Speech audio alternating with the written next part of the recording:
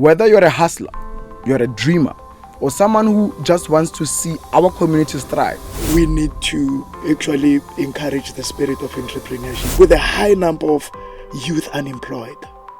And now you ask yourself that with our universities producing over 250 graduates every year, who's going to employ them? Growing up myself, I used to go house to house selling tomatoes, selling sishebo, whatever sishebo what it was. I would go house to house and sell. And so whenever an opportunity would meet me, it would meet me ready. Sure. So things like access to market, finance, the assistance is there. The Groundbreakers, Mondays to Thursdays, 7 to 9 p.m. on TUTFM.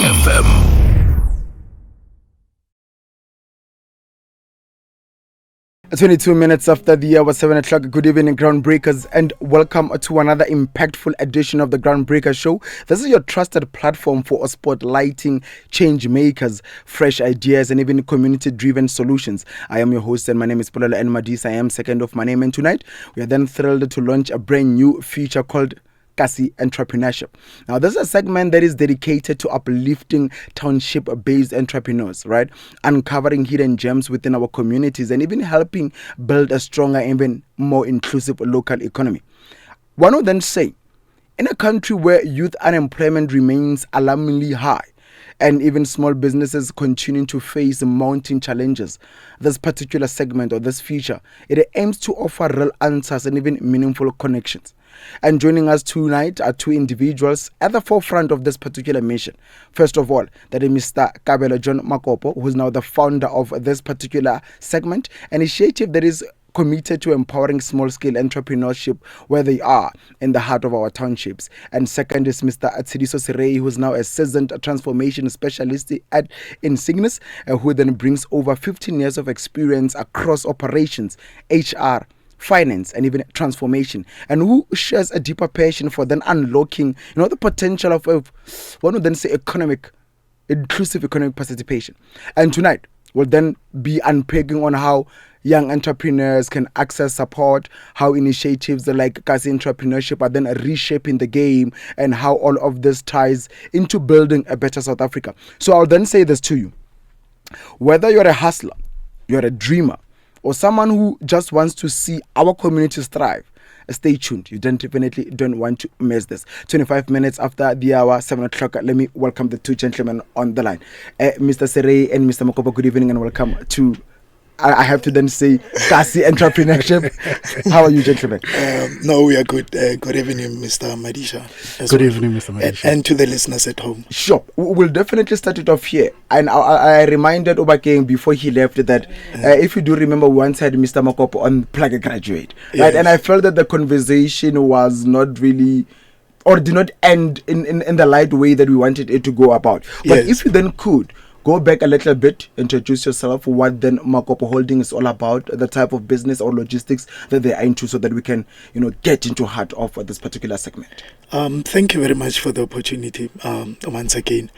Makopo Holdings, it's actually a consortium of small businesses that was established way back, let's say maybe 10 years back in 2015. Yeah.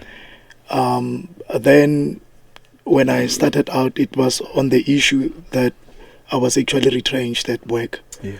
And somehow I was part of the statistics, this high unemployment rate that you see. And then now what I did is, at the time, then I needed to start out, I needed to be economically, I needed to participate in the mainstream of the economy. Sure. But now, how do you do that if now you cannot be employed?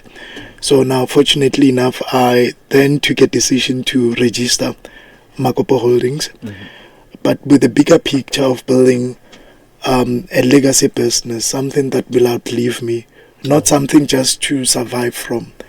And what I did, and then I registered Makopo Holdings, started out, we opened our doors as just a cleaning company.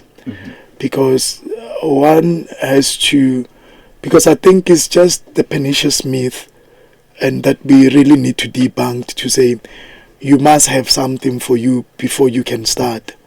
either maybe you need a technical skill or something to start, or maybe you need financial capital or so. So with me, it was the issue of, because all what I've ever known was just being a cleaner. So now I've started out as a cleaning business. And later on, then we, just because of the environment, or should I say the industry where we were operating in, we were in a steel industry and helping them to environmentally comply. So now what I did is, then at the later stage, then we became sort of like a specialist cleaning business in that industry. Then now I had to rethink, because there were a lot of threats to the business model as well, because it was mainly more reliant only on contracts. And now it was not such a self-sustaining model, because now the thing is, if you are contracted to someone else or to any business, if that business catches the flu, if it sneezes now you will catch the flu.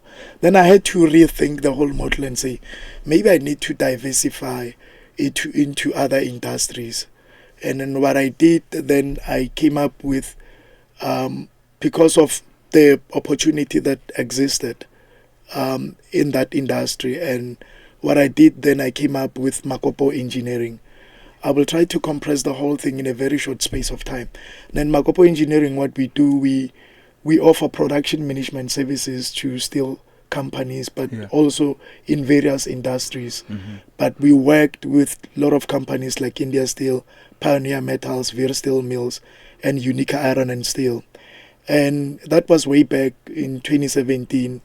And then fast forward from then I ventured into a transport industry, and then I started a transport industry business, Makopo Consortium. We were moving minerals around from Bakersford to City Deep. Logistic company. Yes. And just because I did not do my homework very well, and unfortunately that's another beautiful story to tell, then I had to close the business, I think in 2019 or so. And then, because already I'm in a steel industry, and because of the relationships that I do have with the primary steel producers, then I came up with the idea of, how about if maybe I can just take advantage of these relationships and commercialize them.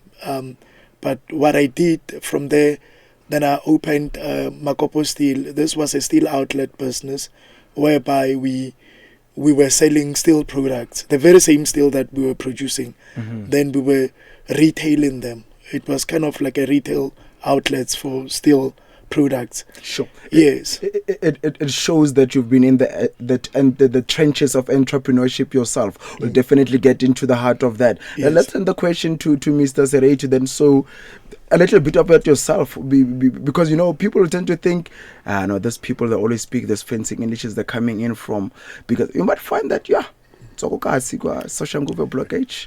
A little bit about yourself before we get in. Thank you, Polelo. Vele ke autego kasi ke itswela ko Kanana Okni ke holetse maplasi. I grew up in the farms. Magdalena do boy. Magdalena do. Oh yeah. Okay, yeah. I came to Pretoria to study, and I've never left. I'm a community developer at heart. I've been privileged to be in a space where I'm afforded the opportunity and the resources to do exactly that while making money, of course. I think it's important to make money. And when you've got money, then you've got the proceeds to go back and build. Because when you have money, you can build sustainable empires, as opposed to just begging and everything falls flat. I play in the transformation space. In simple terms, I play in a space where I will work with the likes of Makopo, who's a startup, who's an entrepreneur, who's looking for some assistance. And on the other hand, I've got a big corporate that is looking to do specific projects, be it for BE purposes or just general CSI giving back. Yeah. I would connect the two, and we come up with projects that at the end of the day will be beneficial to a Makopo as well as to the big corporate. And thank you for that, because I was going to come and ask you to then say, well, what is a transformation strategist?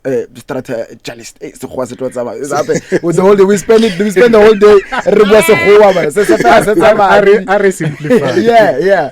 Transformation at a basic level means you changing something from what it is to something that you want it to be. That's it. In a context of our country, when we speak of transformation, we're saying we want to change our country from a place where the majority were marginalized, were not actively participating in the economy, to where the majority are actively participating in the economy, and therefore we are moving towards growing the economy together. Sure. And that is what transformation means.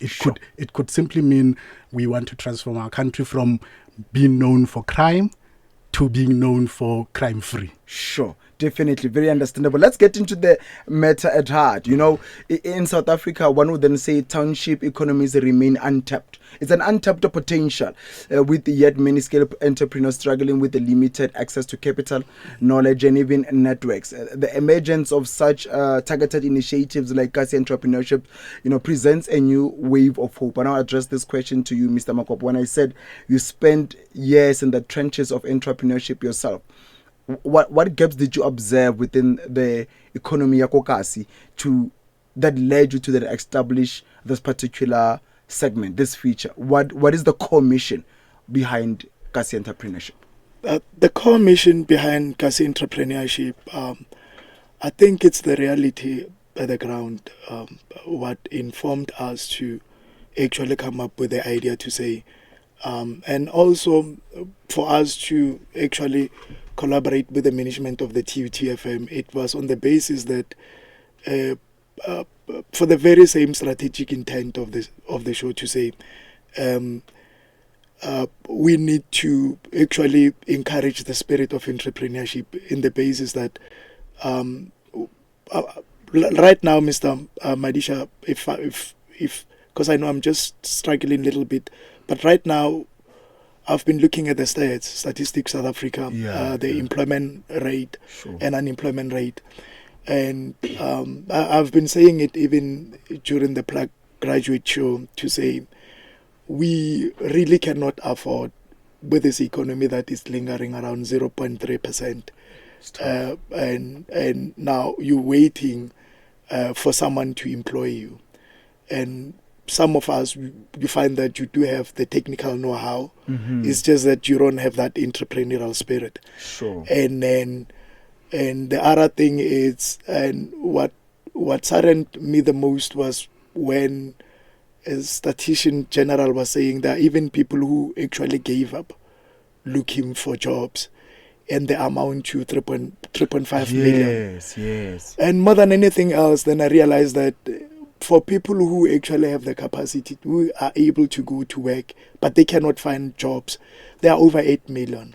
So now the combined number of people that are actually not working, who were supposed to work, are over 13 million. Yeah. So now the official stats for our unemployment rate in a country like this, it's sitting at 32%.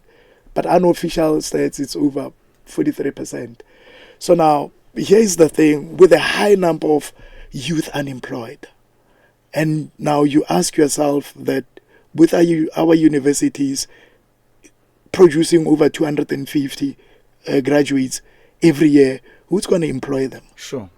So I think that was the whole thing to say, but now maybe we need to push this narrative to say, guys, it's one thing that our government is not leveraging on, or maybe before we can start blaming government, what is it that are we doing? What we can do. That we can do, because this country does have a very, very, very, very low rate of self-employment. Yeah. So now the show, it's all about just encouraging that to say you can still be self-employed. You can start your own business. Sure. You can start something, your own business. Some they call it side hustle or so, but you can actually start your own business instead of just waiting for someone to employ you. Yeah. And that statistics also showed that it actually takes on average, it actually takes more than 12 months to find another job, if you are lucky.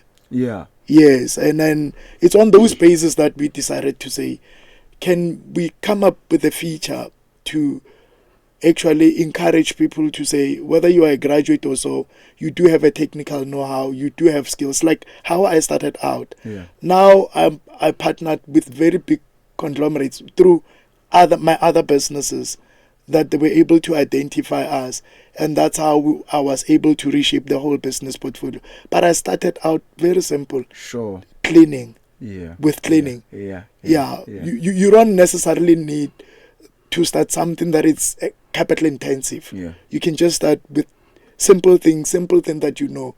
Just cleaning. You clean for someone, then you clean for, then they pay. Yeah. I told you even before that the moment you do something that someone is willing to pay for that, but that someone is not willing to do that, the moment you tick those boxes, you are in business.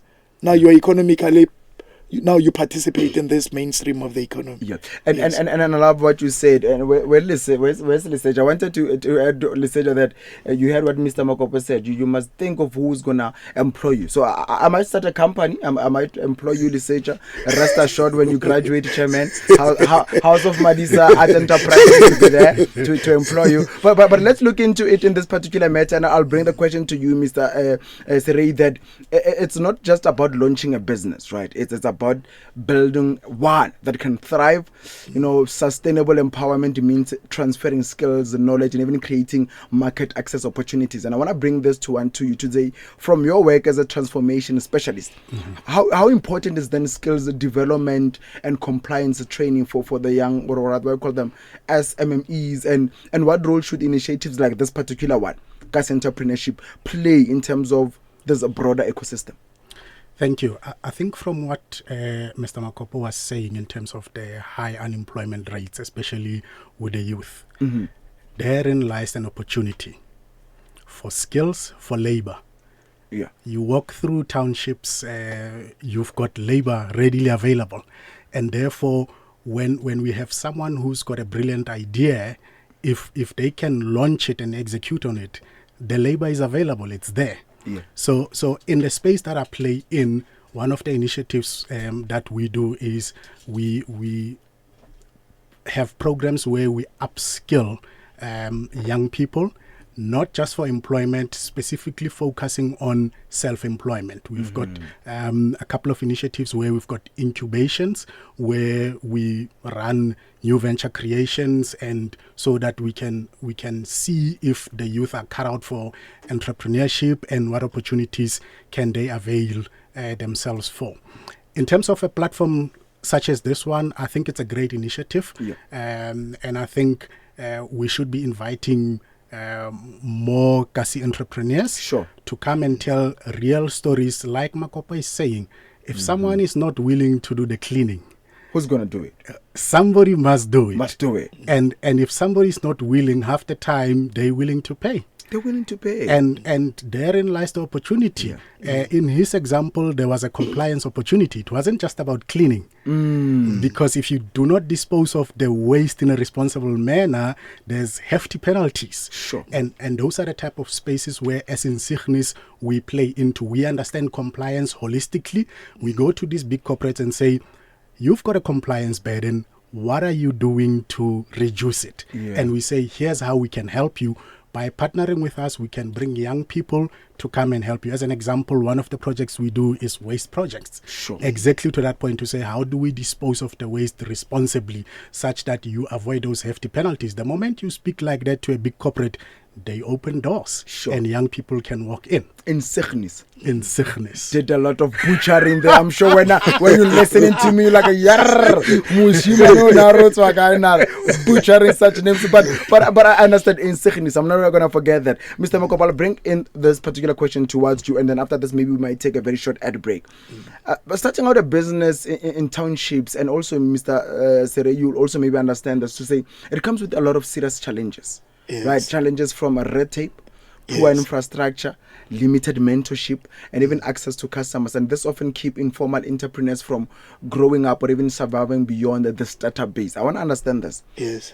This particular segment of feature that we're starting now, Another person will then say, how, or rather, what specific support, types of support will this particular entrepreneurship provide to address these challenges? The support, for example, what I really want to say before I answer your question is this. This feature, it's going to be more about giving out the information, the support that that they will get. We will be bringing people from different. I don't know if I really understood your question very well, but now, can you please just repeat the question? Yeah, no, and then you will get it once we go in. I'm then saying to say, specific types of support that you'll be giving or providing to address the challenges. We're looking into the challenges that young Kasi Entrepreneurship might have. One would then say, I want to start this particular business, but I don't have the capital. Or the network, and you then come in and to say, no, Polelo, I know Mr. Tsidiso from this particular, he could then hook you up. There is support. The networking, I was going in that particular direction, Okay. Yes, no, we will be inviting a lot of people, some who are actually behind well-established businesses that they will give the support. We will be inviting corporates that are actually in a lookout for small businesses that they can actually procure their services. We will be bringing people who will bring more information as to how you can go about finding the financial support. We will be inviting a lot of people to the show, to this feature, and I believe in its impact that it's going to make. Sure. You know what? Let's make it that 30, not even 30 seconds, but let me count it down. It's 5, 4, 3, 2, 1. 16 minutes before the hour 8 o'clock, ladies and gentlemen. You are still listening to TUTFM 96.2, amplifying voices, empowering lives. This is the ground break.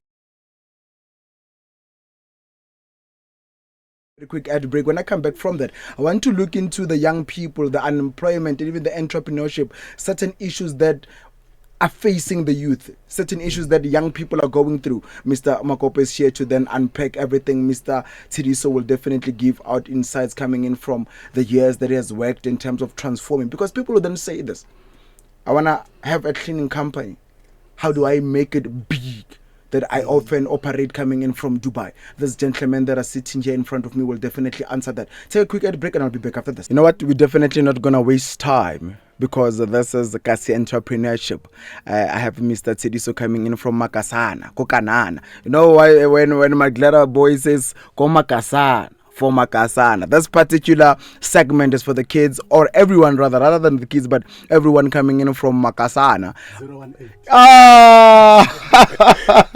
Salute. Yeah, that's how we're doing it. But gentlemen, we have a lot of segments I want us to touch base on. Young people, unemployment, entrepreneurship, access to funding, markets, and even the opportunities that are there. And I know some of these things will continue going forward, extrapolating on them as the show goes forward, right? But let's start it here.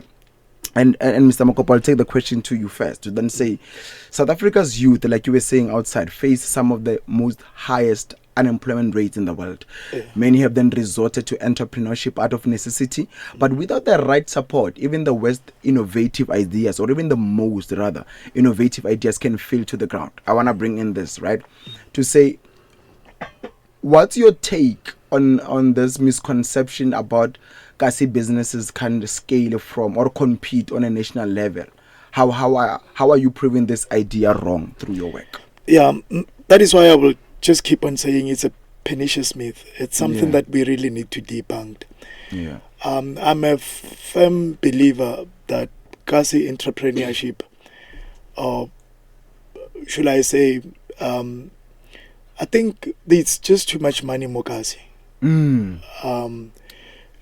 If there was no money, Mokasi, to be quite honest with you, these multinational companies that you see them heading Kokasi, Nkebedi stay Mokasi. Yeah, and then because they are here to actually partake in our Kasi Township economy, which actually amounts to, I can't really quantify it into the real amount, but it's somewhere in the regions of billions. Hey, Mr. Makopo, I'm sorry to interrupt you there. I went for an entrepreneurship training a couple of weeks ago. Yes. I didn't believe it, but they put down a structure so how we can calculate that billions. So Yes. Shanguve alone a year, it reaches about 10 billion rand circulating. And we are not tapping into that market. She. And as South Africans, it's very painful. Yeah. We're actually waiting for someone to come and employ us in our own townships. Mm-hmm.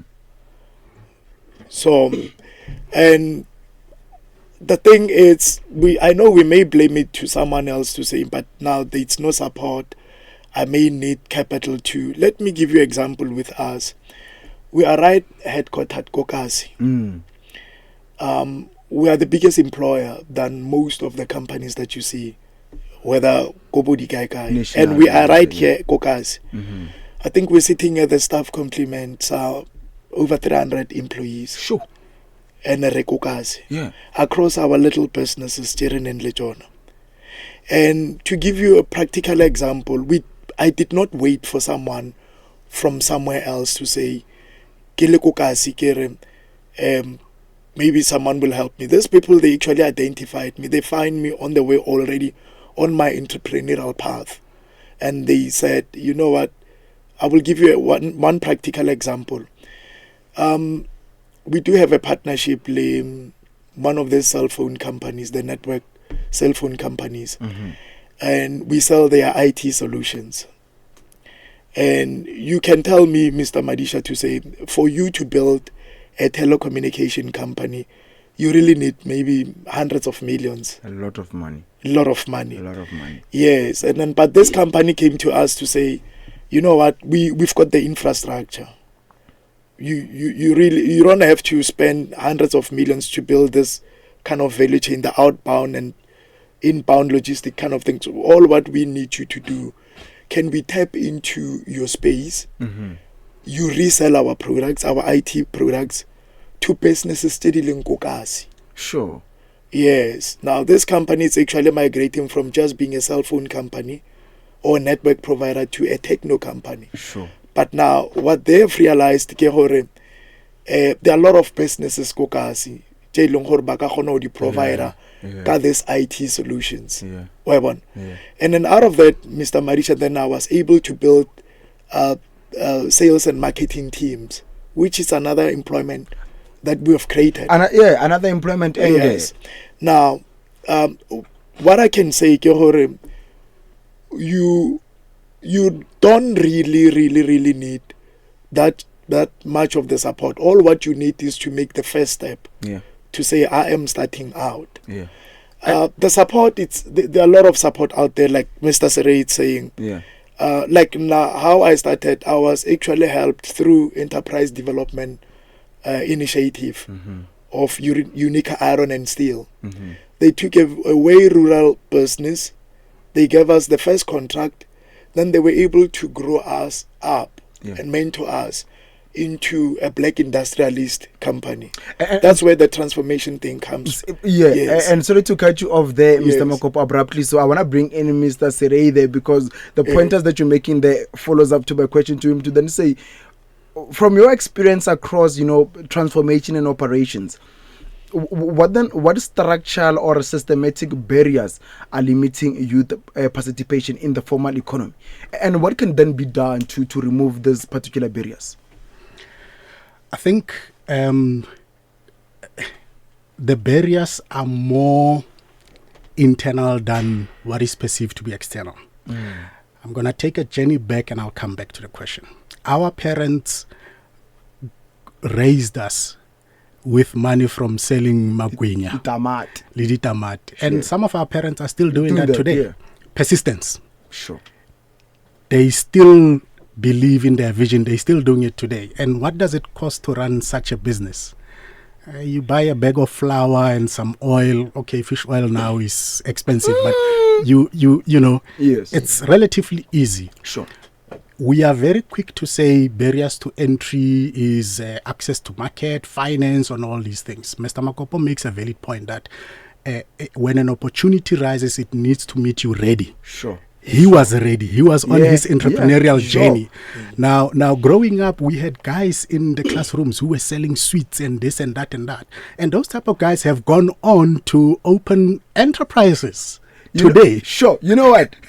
Just today, I'm going to then take a drink there, and I'm seeing these other guys that's selling sweets, and I'm saying to myself that if I had, I'm not sure if the persistence or the drive to do that, I could have been married now for the 4 years that I went to university, because as talkative I am, I would have made real money. That drive is gone. It's very easy to walk into a tuck shop close by and just buy.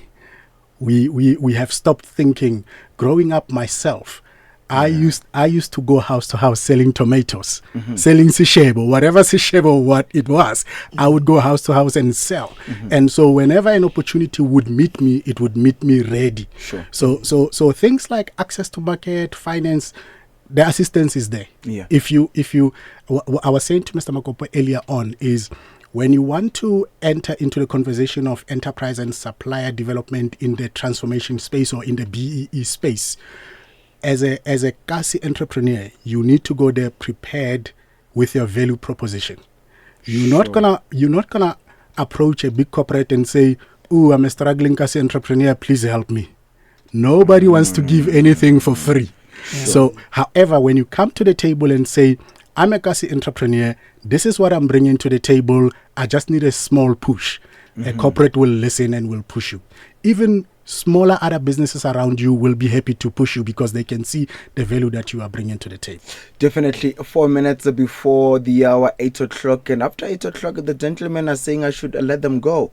I don't think I can. There's a lot of questions that needs to be answered here. But I want to bring in the issue of skills, technology, and even future readiness. Because within everything that we do, we need to get those people ready. You know, there's I remember that the lady that facilitated our training, Jeshri, she said, "We can give you the skills. And if you don't know what to do with them, that is on you." I want to bring in this. Today's economy requires more than just the traditional hustle mode that one has.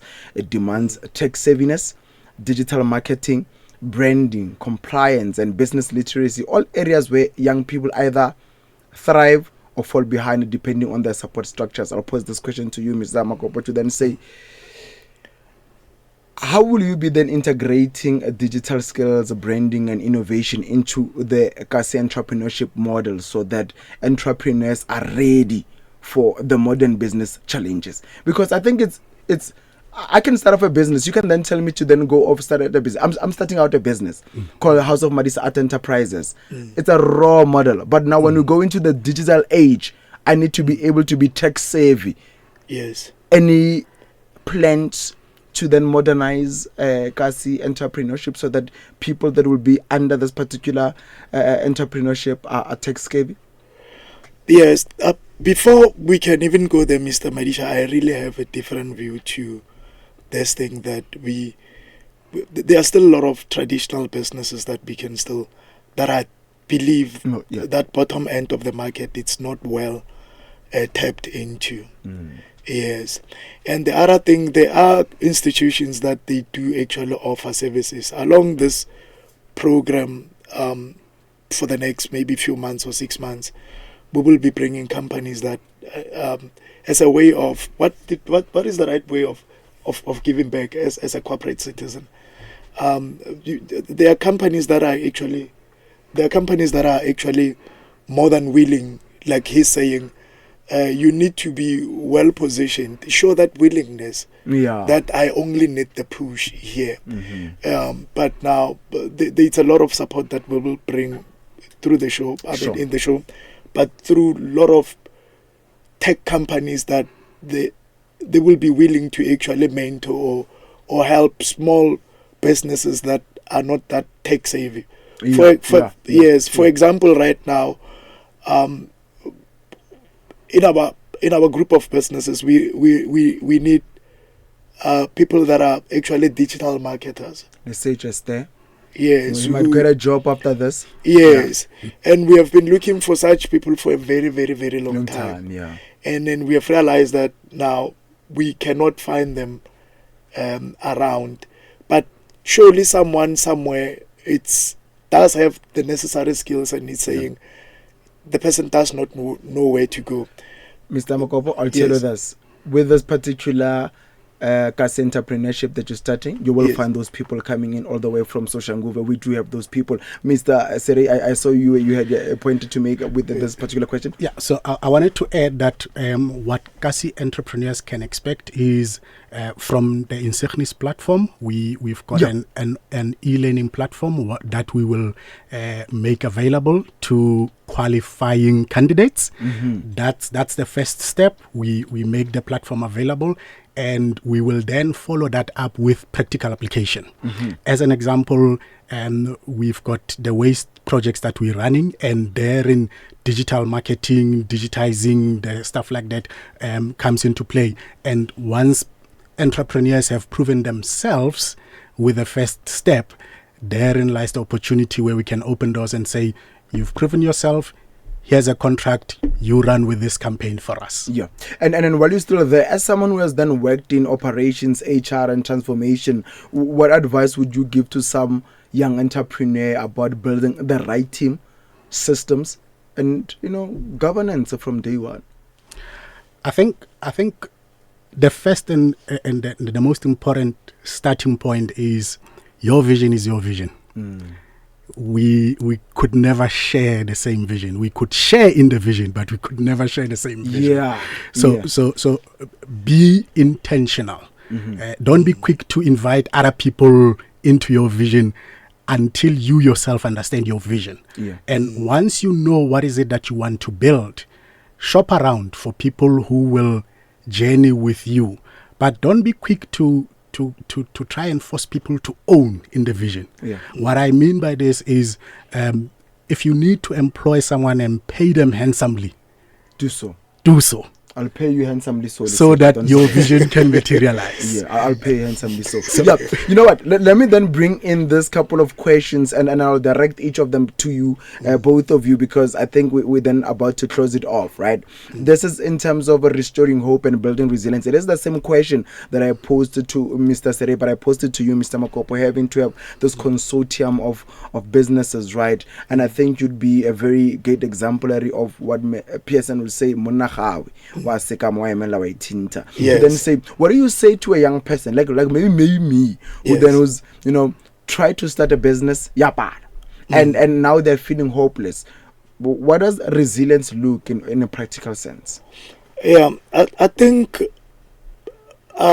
before you can build something very solid, I don't think you will be able to build something very solid if you have never been on the other side of not succeeding.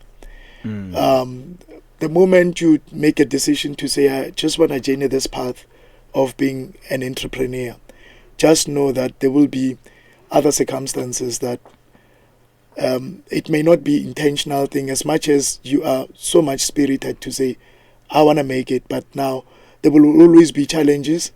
But the beauty thing about the whole journey is this, you will fail along the way. I had like almost 9 failures, businesses that I had to close. I think Mr. Sere can attest to this. I think it was when COVID happened. 2020. I had to retrench 219 people. I think we journeyed the path. We went to CCMA in Benoni, facing employees that actually.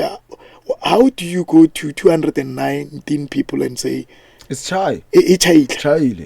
That was part of failing as well. But now, the thing is, along the way now, you start learning to say, but how can I now build a business in a way that I will be able to demonstrate that resilience? Yes. Now, the failing part, I think we really need to appreciate and embrace the failing part. Along the way, we will actually somehow fail until you are able to build something very sustainable. So it shouldn't be something that actually tear up anyone to start. Don't look at someone's failures and say, but now the businesses are made for certain people. You just go through it, and if you fail, dust up yourself and you carry on. There's a beauty in actually bouncing back. when I failed, let me give you a practical example. When I failed in 2020, I made the decision, because I did not have the resources to say, can I put all my businesses under business rescue? Because now technically we were insolvent. But now what I did is this. All what I was left with was the spirit of resilience to say, I need to go back there again. Yeah. I don't care how I felt, but now the how part of how I go up, that's where I was actually focusing on. Yeah. Now, I bounced back more than 20 times from where I was.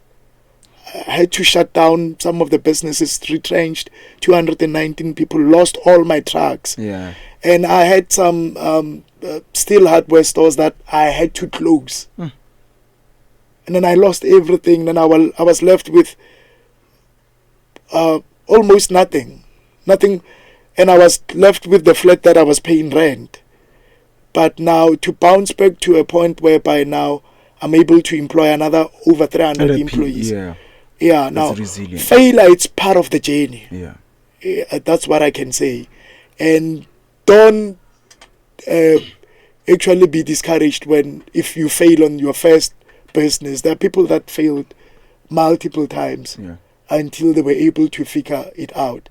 There's actually a study on average to say a lot of companies that were able to found themselves, they actually found themselves after 13 years or so. That's when they were able to build. Some they started at something else and along the journey until they were able to build themselves. Like Lamborghini, it was not a luxury car. It was a tractor manufacturing company. Maybe because of some failures, then they were able to reshape the whole thing and say, because now failing, it's part of you learning. Yes. Ferracino Lamborghini, that's a story of resilience there. And you know what? I'm going to take a very last quick ad break. When I come back from that, we'll then close. You give your closing remarks, your closing sentiments. And then I'll ask you off air, what did you say to those 219 people when you had to fire them? Because I'll say, ladies and gentlemen, 6 minutes after the hour, 8 o'clock. I take a very quick ad break. When I come back from that, and then close it off, I give then Mr. Makopo some sentiments to then say what you can expect coming in from the show as it goes on. Mr. Serei to also then close it off. We'll then bring in Mr. Papu coming in from the NCR to then close it off on Financial Tuesday. Don't go anywhere. I'll be back after this. 8 minutes after the hour, 8 o'clock, ladies and gentlemen. This is Kasi Entrepreneurship for Makasana. For Makasana. I think it is time we close it off here because this was just an introductory episode.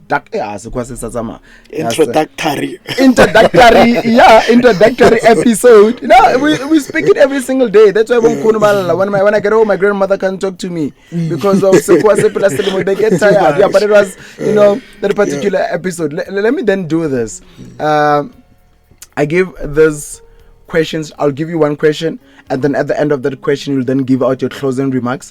I'll give you a question. At the end of your question, you'll then give out your closing remarks, and then we'll call it night, right? Okay. Mr. Makopo, how important it is to have role models, mentors, or even just one success story in your community to keep inspiring other people? Okay. I think it's very important because firstly, I did not believe in the idea I thought like I can just do it on by myself. And then until largely what actually contributed to my downfall was the issue of me not having a business coach or a mentor or someone that I look up to. Oh, yes. Yes, it was the issue of saying, no, I've got it all, I can do it all by myself. Let's face it, some of the things that actually attributed to the failure of my businesses were not necessarily external factors or whatsoever. It was the issue of actually not having the mentor.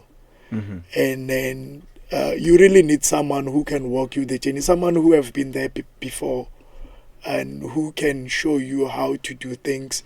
Someone who will tell you, no, it's not done this way, do it this way, because that's the only way to learn. You don't have to make costly mistakes. You can just learn from your mentors. You can learn from I think it's quite important.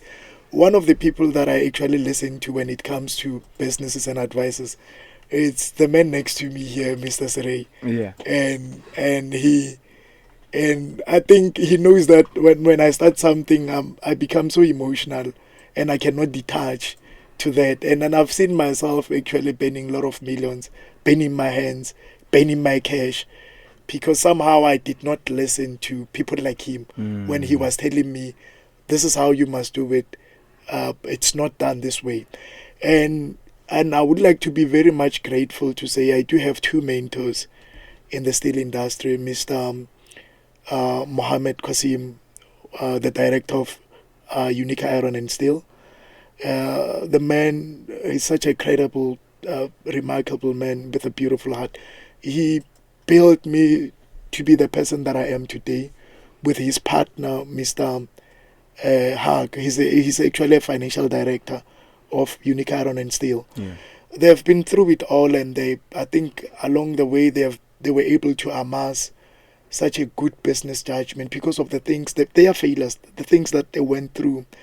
And they are actually on day-to-day basis, they are actually able to say to me, no, John, this is not how you must manage your finances. Yeah. This is not how you must do things, because somehow our decisions impact on those whom their livelihoods actually depends on our businesses. Yeah. And I think the short long drive of the question, but I think the short of it all, one really needs a mentor. Yeah. You need a mentor, you need a role model, someone that you can look up to, someone that you can learn from their own mistakes, people who have actually journeyed the path before you. Yes. Yeah. And Mr. Sere, while you're there, your question is to say, you being in the transformation space for that longest of time, 1 minute 30 seconds, and you also put in your closing remarks there. What's your vision for the next 5 to 10 years when it comes to youth entrepreneurship in South Africa? And what would success look like? Real, and on the ground success. The clock is ticking. We've got a beautiful document called the National Development Plan Vision 2030. We are sitting in 2025. My wish is for us to realize that, because one of the key elements of that is youth development and youth being actively participating within the economy. My desire is for us, first and foremost, to determine what type of economy are we as South Africa. Oh, yes. I think one opportunity is we've got labor available, we've got skills available. Is there an opportunity to export those? We live in a global environment now. Can we not export what we have instead of waiting for somebody to come and employ us? So my desire is for us as the youth to take the opportunities that are being presented by the technology, that are being presented by globalization. Yeah. Borders are being opened. In closing, I think I am going to humbly request to be invited to the next session, where I will detail a little bit more about what we are going to offer as tangible assistance to Kasi entrepreneurs as the Insignis platform. And I think in closing, Kasi entrepreneurs, your dreams are valid. Harvest season is a season. Therefore, there's other seasons where you need to prepare the land, where you need to plow, where you need to water and prepare and then harvest. So let us not be hasty to say, I've failed, when it's not the season to harvest, when it's the season to prepare. Sure. I think that Mr. Mr. Sray was just more than enough to blow my mind. Yeah. In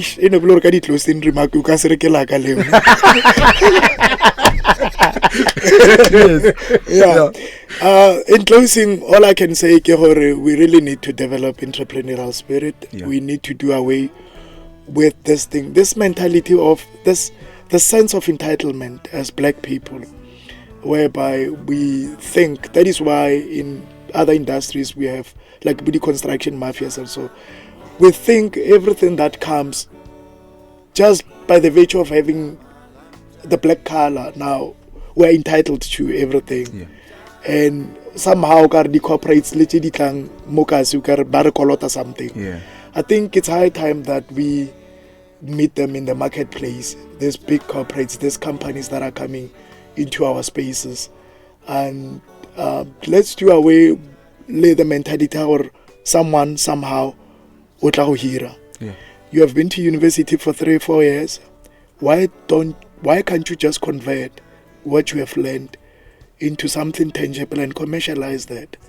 Already that's intellectual capital, and it's more than enough. It's more than enough to start a business. Sure. Yeah. 16 after the hour, 8 o'clock, and that brings us to the end of tonight's ground shifting conversation. And what we've heard is clear: empowering small business is rather not a side mission, it's a national imperative. You know what? Let's try to go and find one particular coming in from the NCR. Ladies, I was hearing, let me put it like this: for making time to speak with us this evening. I know this is not the end of our conversation. We still have a long way to go. And to the viewers coming in from the live Facebook, I'm sorry that I didn't take your questions, but we will take them. We will continue having more sessions like this. For now, let's say good evening. It's something very important that we forgot to mention. Yeah. The feature is going to be every Tuesdays and Thursdays. So those questions can keep coming in, because the Thursday we're back here again. We're taking those questions. Same time, same place. Ladies and gentlemen, good evening, and let's do this. The Groundbreakers, Mondays to Thursdays, 7 to 9 p.m. on TUTFM.